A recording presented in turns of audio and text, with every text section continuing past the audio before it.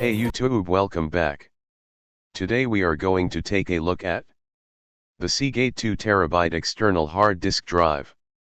What are the advantages and disadvantages of external hard drives? Well, external hard drive is portable and operates on a plug-and-play basis. You can use an external hard disk as an emergency backup drive.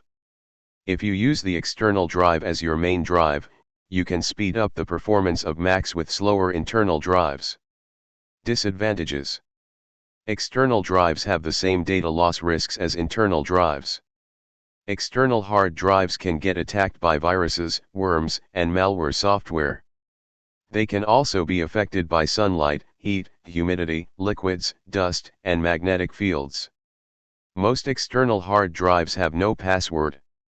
If your hard drive or flash drive is lost or stolen, your information is available to anyone who plugs the device into a computer. Unless maybe you set up some sort of password folder protection software. File versioning is challenging to set up on external hard drives. If you back up to an external hard drive once per day, you're often left with a single backup to rely on instead of multiple file versions.